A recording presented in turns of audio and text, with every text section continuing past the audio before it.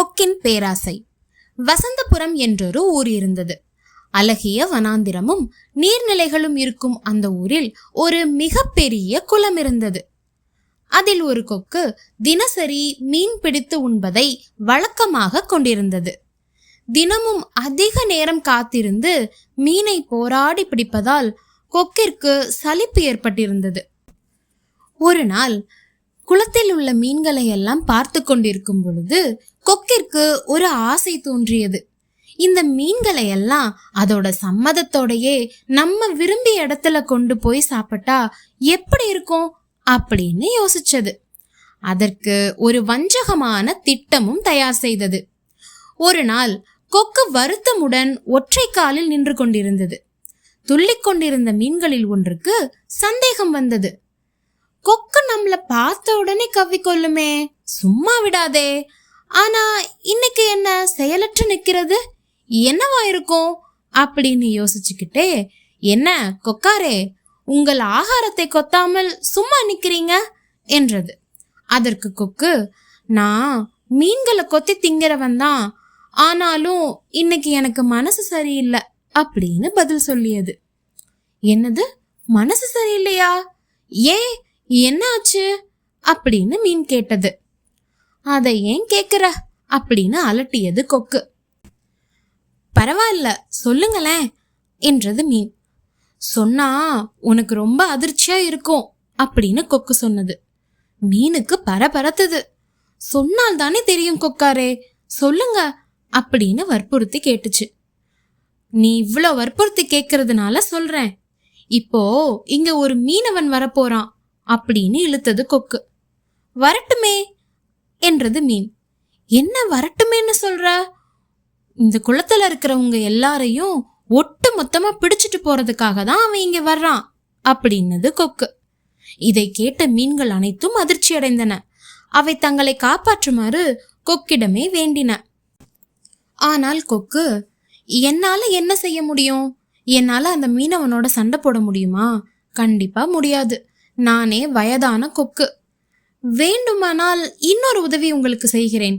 உங்க எல்லாரையும் இந்த குளத்துல இருந்து ஒவ்வொருத்தரா இன்னொரு குளத்துக்கு கொண்டு போய் விடுறேன். அதனால எனக்கும் நல்ல பேர் வரும், நீங்களும் பிழைத்திருப்பீர்கள் என்றது மிகவும் இரக்கம் கசிய. மீன்கள் எல்லாம் தங்களுடைய உயிரை காப்பாத்தி கொள்ள அதன் பேச்சை நம்பின.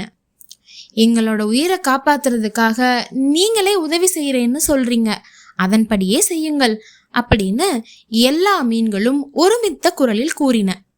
கொக்குக்கு கசக்குமா காரியம்?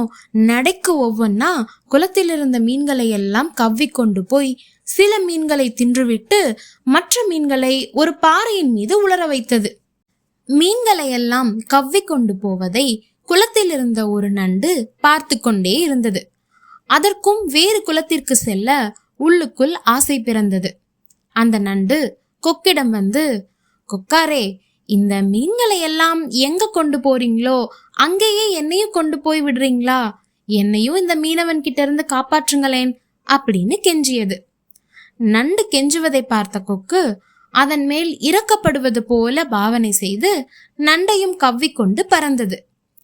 பறக்கும்போது வழியில் மீன்களின் முள்ளுடல்கள் ஆங்காங்கே சிதறி கிடப்பதை நண்டு பார்த்தது. அதை பார்த்த நண்டிற்கு ஒரே அதிர்ச்சி. வேற ஒரு குளத்திற்கு எடுத்து செல்வதாக கூறி வழியிலேயே மீன்களை தின்று விடுகின்ற இந்த கொக்கின் வஞ்சகம் நண்டிற்கு நன்றாக புரிந்துவிட்டது. இன்னும் சிறிது நேரத்துல தன்னோட நிலைமையும் அப்படி மாற போறத நினைச்சு நண்டு பயப்பட ஆரம்பிச்சது. உயிரை காப்பாற்றி கொள்ள நண்டிற்கு ஒரு உபாயம் தோன்றியது. வைரத்தை வைரத்தால் அறுப்பது போல அதற்கு ஒரு யோசனை செய்தது. கொக்காரே, நீங்கள் என் மேல இறக்கப்பட்டு என்னை எடுத்துக்கொண்டு வந்தீர்கள்.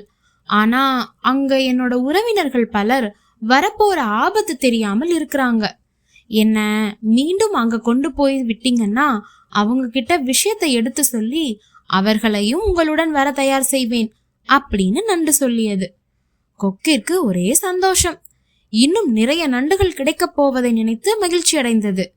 அப்படியா, இன்னும் நண்டுகள் இருக்கின்றனவா என்று கேட்டுக்கொண்டே பழைய குளத்திற்கு மீண்டும் நண்டை கொண்டு போனது. குளத்திற்கு நேராக பறக்கும் பொழுது அதுவரை அமைதியாக இருந்த நண்டு தனது கொடுக்கினால் கொக்கின் கழுத்தை 2 துண்டாக்கிவிட்டு குளத்தின் நீரில் விழுந்து உயிர் பிழைத்து கொண்டது. குளத்தில் மிச்சமிருந்த மீன்களும் உயிர் பிழைத்து கொண்டன. இந்த கதையின் நீதி, மீன்களை திங்கிறது தான் கொக்கோட குணமே அப்படின்னு நல்லா தெரிஞ்சிருந்தும் கூட கொக்கு மீன்களை காப்பாத்துறதா சொன்னத மீன்கள் நம்பி இருக்க கூடாது. வஞ்சக மனசு உள்ளவங்க உதவி செய்தாலும் அது அபாயத்துல முடிகிற ஆபத்து உண்டு. எனவே கண்மூடித்தனமா ஒருத்தரை நம்ப கூடாது. ஒருவரை நம்பும் முன்பாக அவரது இயல்பான குணம் என்ன அப்படிங்கிறத நல்லா தெரிஞ்சதுக்கு அப்புறம்தான் நம்புதல் வேண்டும்.